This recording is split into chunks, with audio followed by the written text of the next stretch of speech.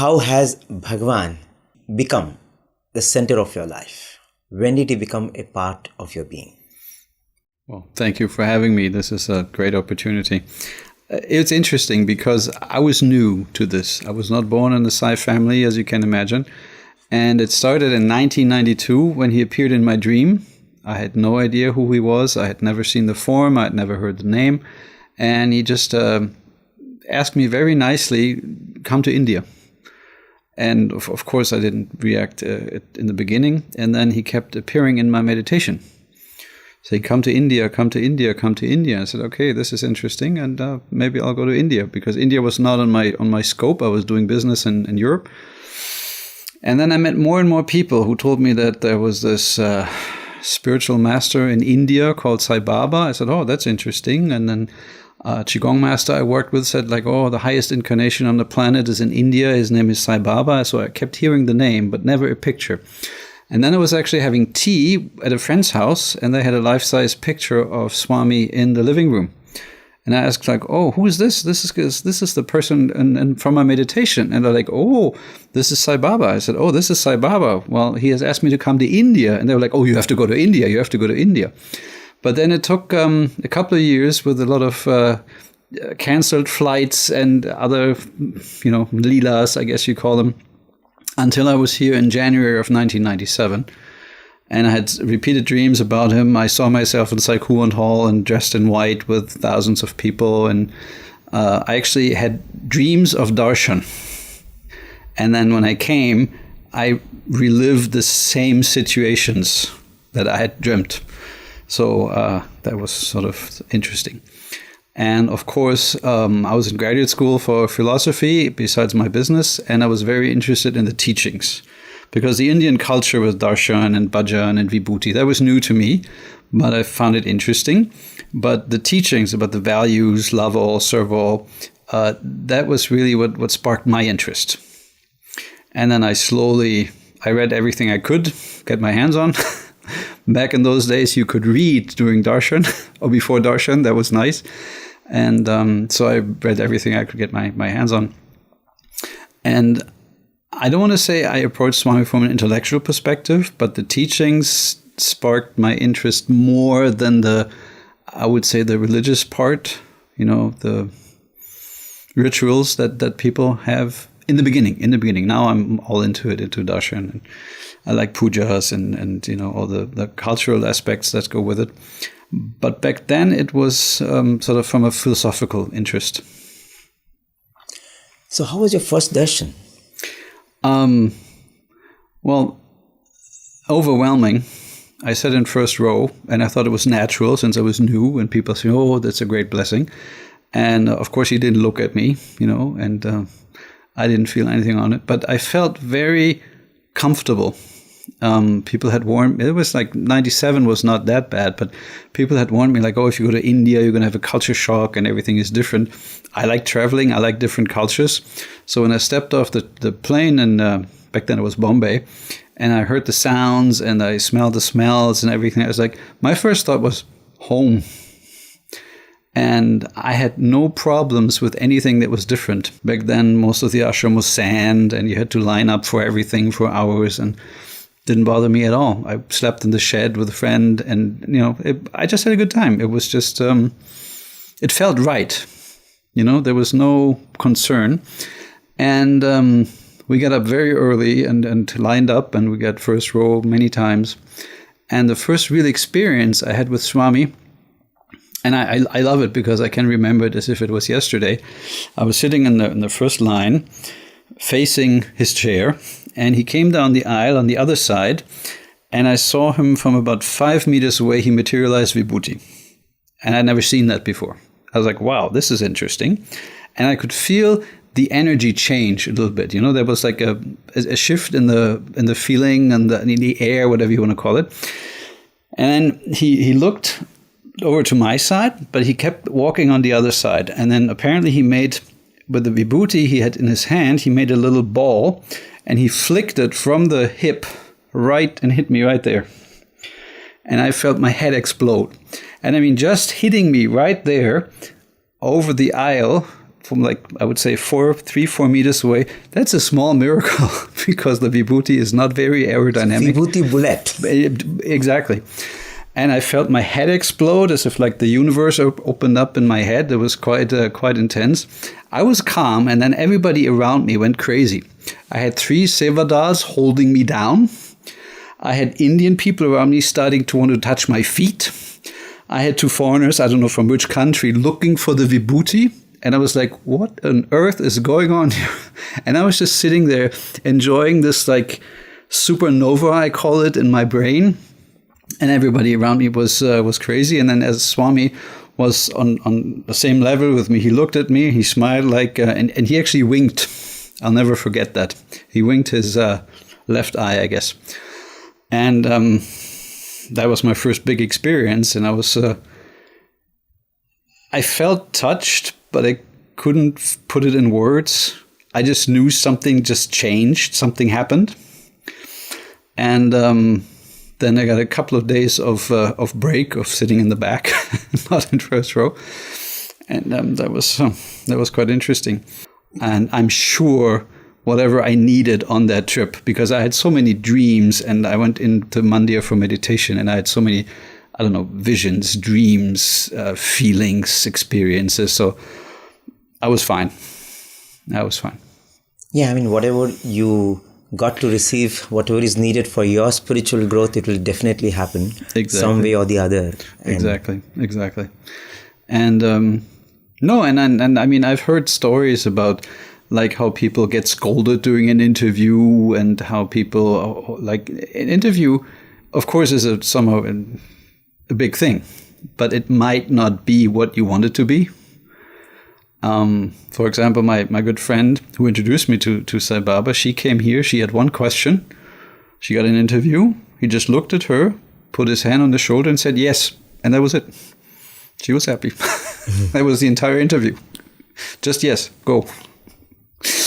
And of course, an interview would have been very strange, because I had like tons of spiritual questions and how this and that, and I knew that I would not get a lecture on philosophy in an interview, so I stuck to the books.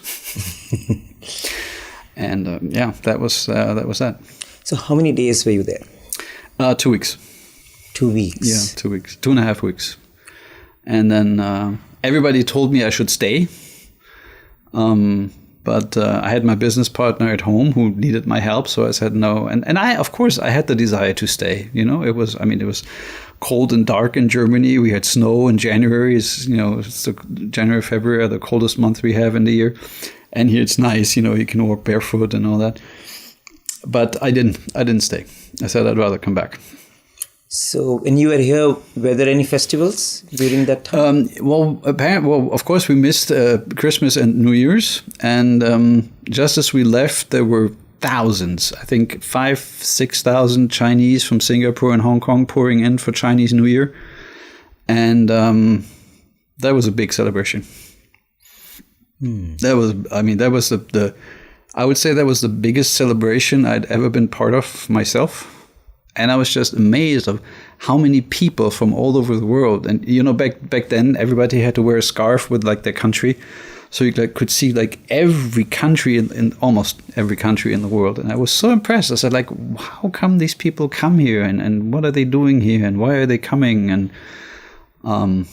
so that was, life-changing. So when you stepped into Mumbai itself, you said, you know, you felt like home. How did it feel when you came into Prashanti Nilayam? It's like coming home. It's like your driveway.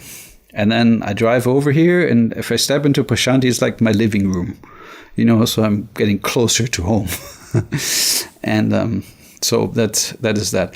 And back then, when I stepped into the ashram, I always felt my feet tingle and like energy going up my legs. I always knew that that was the point, was, you know, like I'm home, something is happening. But that is different now, because, like, for example, this time, I stopped counting how many times I've been here, but I stopped counting at 13 times. So I thought 13 is a lucky number. But now it's just like when I drive in the Gopuram gate, it's like my spine is vibrating and my head is pulsing, and, you know, all those funny feelings, like, okay, energy has changed. And I feel just as happy now without his physical form. Maybe even more so because everything's more relaxed. Back then it was darshan, interview, and everybody was going crazy. And now it's just like you go there, you sit there, you open up, and you get what you need. And I make it a point to come back every year to recharge. Although now that I'm an office bearer, when I come here, it's not much of a recharge because I'm busy. I have meetings, I have recordings, I have more meetings, I have conventions, I have speeches. But somehow it doesn't bother me. Beautiful. So after 97, you kept coming every year? Actually, no. In 98, I went to Whitefield, and I had you can read it in the special edition of Sanatana Sarati, a little bit of my story. I had a bad head injury from martial arts, and I was not well. I could not focus. I would have headaches. Meditation would give me a headache. Reciting the Gayatri mantra would give me a headache. And my doctors at home said, well, yeah, you had a concussion. Just give it time. Drink water. Relax. Don't stress. But I couldn't concentrate. And I was in grad school for philosophy at the time, so I needed to focus. I needed to read. I needed to put out things, papers, exams, that sort of thing. And I was worried because I felt stupid, and it's not a good feeling. So I was in Whitefield, and like one day doing darshan, there was very few people, very casual. He kept walking, and again I sat front row. And one day he looked at me in darshan, and I felt like my brain was being massaged from the inside. Terrible pain for a few seconds, and then it was gone, and my eyes cleared and everything. And I was like, okay, I came for the healing, and I got my healing. And after that, my head was fine. Wow. Yeah, wow. So that's instant healing. You could call it that, yeah. Of course he makes you wait. You come to Whitefield and you're like, hey, Swami, I have a headache, please heal me. And like the first 4 days, he just, doesn't look, doesn't care, didn't even come to darshan. I was sitting there, I said, okay. And then I heard he's gone this and he's gone there and he's going to put a party and he's not going to put a party. So at some point I just surrendered. I said, okay, fine, I'm here. I'm not going to put a party. I'll stay here. If this is meant to happen, it will happen. And then he came back from wherever he went and had a very intense darshan. And I will never forget, it was a mixture of having your brain massaged and having like lemon squeezed on top. It was really weird, uncomfortable, like getting a tooth pulled or something. It was uncomfortable in the moment, but after 5 minutes, everything calmed down. My head was clear. The headache was gone. That was the first real, I would say, healing experience I had, just from a look or from being here. So that was nice. And that was also the darshan where he told me to do yoga. So which year was that? 98. 98. Wow. The next year. Yeah. So Vibhuti Bullet happens in 97, 98. You have a miraculous healing. Yeah. And your visits to Prashanti continues. Yes. And then he actually told me that, I said, oh, Swami, I want to come back. He said, no, you're not going to come for a while. You have work to do back home. And he said, okay, how long can I not come? And he said, I won't tell you because you'll be sad. I said, but I want to know. So he said, 10 years. And I got sad. And I said, okay, now I'm not sad because he told me. And exactly 9.5 years later, I'm back in Prashanti. And it was fine because I'm kind of funny that way. Whenever I feel stressed or when something goes wrong or when I feel a little sick or, you have this feeling like, you should go to Prashanti, relax, have darshan and everything. Within 3 days, he gives me a dream that I'm in Prashanti. And I wake up in the morning and I feel as if I had been to Prashanti. And my desire to come here is gone. That's very practical and very good for the environment. Wow. Yeah, so that sustained me through the 10 years. And then, 2007 I was here with friends. So because you could not come to Prashanti, he took Prashanti to you all those 10 years. Well, we met in the dream space or whatever you call it. Wow. Yeah, so that was quite interesting. And also, I had some family trouble. My mother was very sick, and he appeared in a dream once, and he said, "Bring me your mother." And I said, my mother has dementia. There's no way I can take her to Prashanti. So I tortured my brain. I said, okay, how do I can get so? And I even in my Sai center in Hamburg, I asked two Sai sisters, one of them a nurse. I said, if I pay for your trip, would you be willing to? Because as a man, I can't not take my mother on the ladies' side and everything. So I was like, that was my last straw. I said, if I pay for your trip, will you take care of my mother on the ladies' side? And they said, no, sorry. So I couldn't bring my mother. And then she died. And I was like, okay, Swami, sorry, I couldn't fulfill your request. And then I had this flash in my meditation. I took the blanket in which my mother had died, brought it to Prashanti, burned it with a puja on the Chitravati banks. And then he appeared in my dream and said, your mother is here, all's good. And I cried. And he played a game on me because now she's gone. But for a couple of years, when I walked by the elderly sheds on the, like, I don't know what that's called, but you know what I'm talking about, right? There was always one lady sitting there, very nice lady, who looked exactly like my mother, but with dark skin. I mean, you know, dark hair. My mother had blonde hair, but the face, the nose, I was just speechless. Several times, like a couple of, like 5-6 times on every trip, the lady would sit there. And of course, I wouldn't talk to her. I would just say Sai Ram, and she would smile at me and say Sai Ram, and that's it. And now she's gone. But for a couple of trips, it was unbelievable. But I mean, like a mirror image of my mother, just dark skin. So I guess that was the confirmation that she is here in some form. Wow. Yeah. So he has his own ways of giving you solace and giving you confirmations. Absolutely. Yeah. And all this, of course, builds a very strong rapport in who he is, what he says, what he does. So it's very easy. And I'm sure there's a lot of personal experiences that a lot of people have that helps you to engage in him and say, okay, this is something, this is worth, this is not normal, this doesn't happen every day. So there's some value in this, some interest, you know, you can trust him, you can believe in him. Because to tell you the truth, as a German, as a Christian, this whole idea of having him being God incarnate, that's a tough pill to swallow for Christians. But after some time, I said, yeah, why not? You know, because, I mean, Jesus is the Son of God, not God himself. So why wouldn't God? I mean, if the Son of God, prophets, whatever you want to call them, several religions have them. So messengers, you know, depending on your definition, why wouldn't God incarnate? I mean, he can do whatever he wants, right? So that was very interesting. And also the part about that they respect all the religions and they focus on the unity and they celebrate all the different religious festivities, I found very attractive. And if you, like, my favorite saying from Swami is love all, serve all, because I think that encapsulates everything. It's very simple. Everybody can follow. And for Christianity, it's very fitting, because essentially that would sum up the teaching of Jesus the same way. But that was that. But I remember 2010 Christmas was amazing because we had the Christmas choir.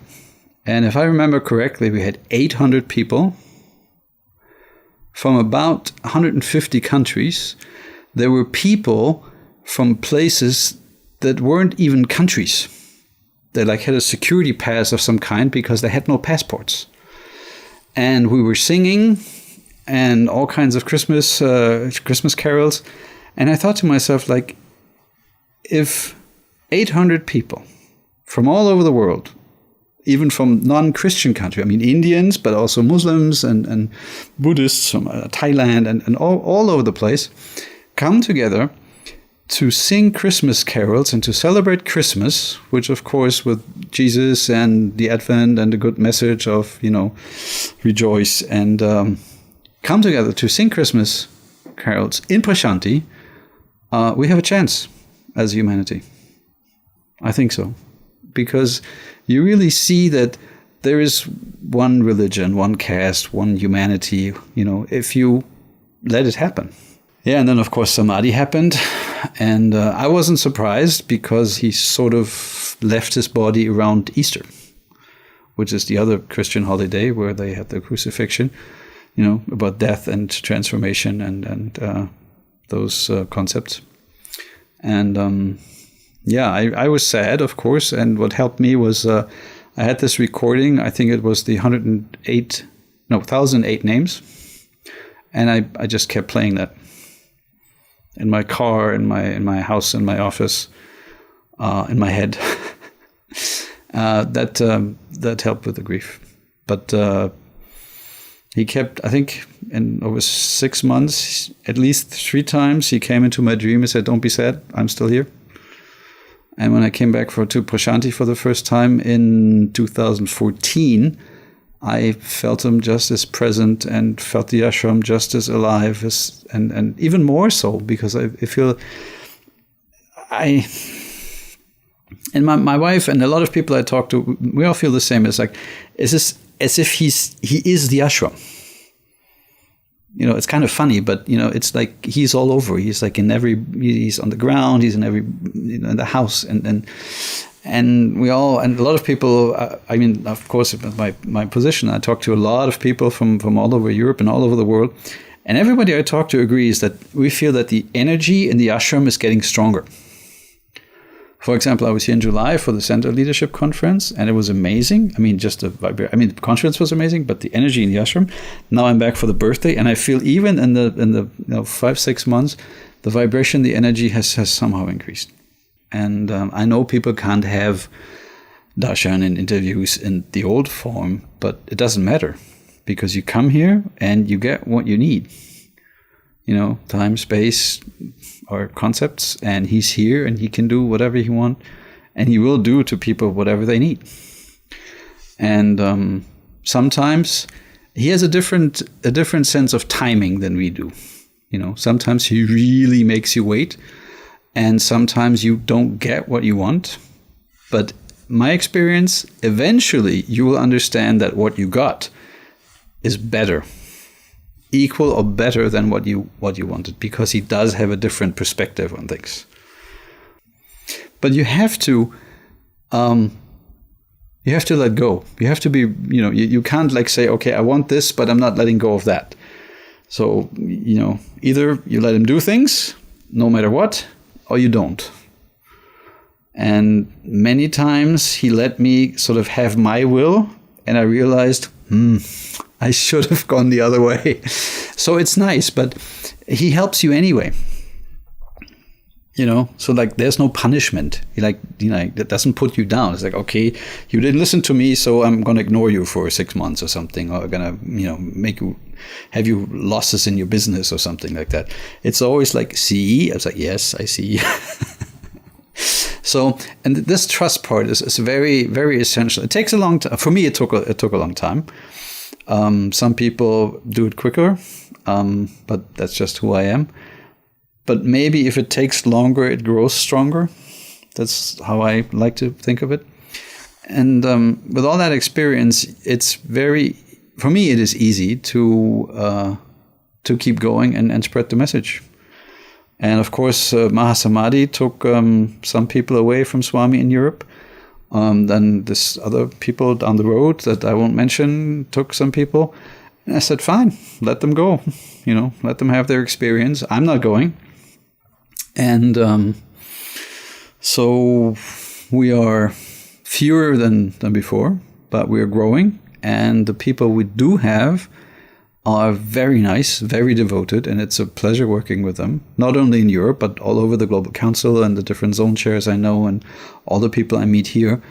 I don't want to judge. It's not a different kind, but it's just, it feels more family-like.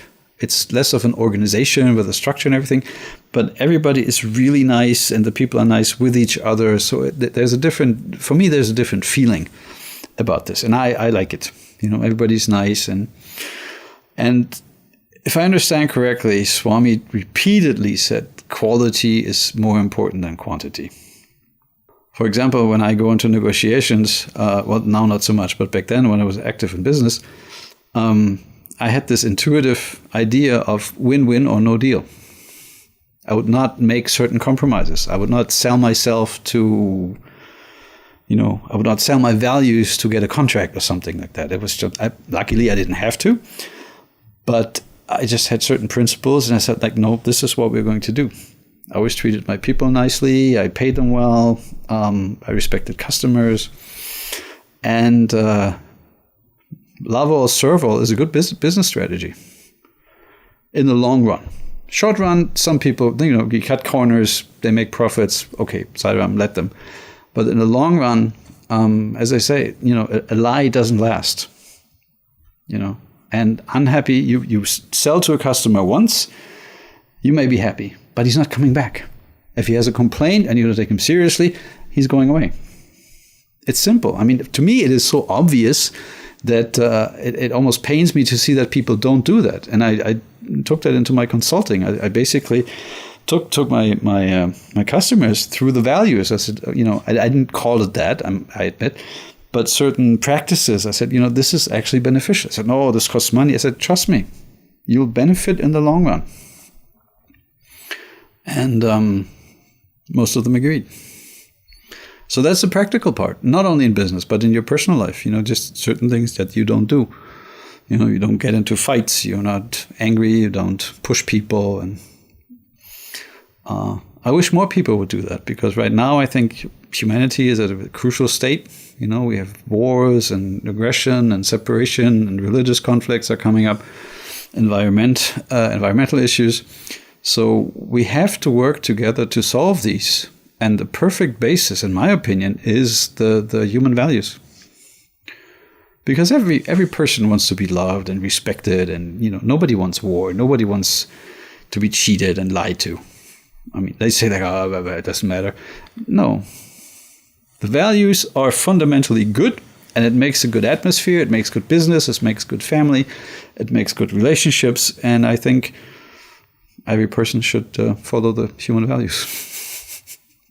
During the Center Leadership Conference, when we had the opening ceremony with the flags, my wife was a flag bearer, and some of the people, I won't say who, they actually cried when they saw it. And I never thought that a few countries, I don't remember, like 30, 40 countries, coming together with the flag and the ceremony, everybody, the flag bearers, the Vedam chanters, the visitors, the spectators, the office bearers, they were all touched in one way or another. And we talked about this, and we were completely surprised that coming together as a global council, as you said, bringing humanity together, that's one of the reasons why I took the job, even though I knew in Europe it would be a little difficult. But I like this global council idea. We have to solve problems globally, and the best way is to bring people together on some common grounds, common values, and a common vision. And you can see it in Prashanti every day, in the canteens, doing darshan for festivals. Now we're planning the centenary celebration with people from all over the world, and different people with different backgrounds come together, and they work together, and it actually works, across all religious and cultural and time zone differences. It's amazing to see. It can actually be done if we want to. But I'll give my everything for this. And we're growing in Europe, we're growing worldwide. We're on the right track. I feel that we have his blessing, we have his energy, and hopefully we'll reach more and more people to change, transform, and support us. Wow. So we are looking forward to a glorious centenary celebrations and more people experiencing this. We have so many things planned. Hold on to your hats. It's going. If we only, the program right now we're planning is absolutely mind-blowing. If we achieve half of what we are planning, it will be amazing. So watch out for more. Awesome. It was absolutely a delight talking to you, Mr. Phil, and I think you shared your heart and not only told us about how it felt to have Bhagwan enter your heart, but also what happens when he enters your heart. And I think that's a very moving story. Oh, I can tell you that now that I'm the zone chair for Europe, I have the pleasure of traveling around. And it is really, if you go to a Sai center, whether it's Valencia in Spain or Barcelona or Merton in London, of course people like me, they invite me and they're nice to me. But it feels like a little bit of Prashanti. You know, I'm so happy that the people decided to be with the Global Council, that they continue to do the good work and they create the same atmosphere and energy. They're nice with each other. They do projects. They really work on living Swami's mission, and it works. You know, if you go to a place for the first time, you have a certain, if you go there every day, you don't feel it. But if you go there just for the first time, and you sit there, and Valencia, for example, is a rather small center, about 10 to 20 people. But I sat there, and their bhajans were so powerful, I felt I was in Sai Kuvant Hall. I had the same feeling. I said, wow, Swami is here. This is really amazing. It is just love exchange. I love exchange, and it's not so much exchange, but people are doing what Swami wants them to do. Yeah. I think uniting through Sai love, and I think that is the most beautiful thing. That's a good way of putting it. That unity leads you to purity, leads you together to divinity, and I think that is what Bhagwan wanted. And that's why every center I visited in Europe so far gets an A+ for being a center and a Sai sort of lighthouse, and we just keep doing what we're doing. Wow! Keep creating lighthouses. We will create lighthouses all over Europe. Beautiful. Thank you so much. Thank you. Yeah. Sai Ram.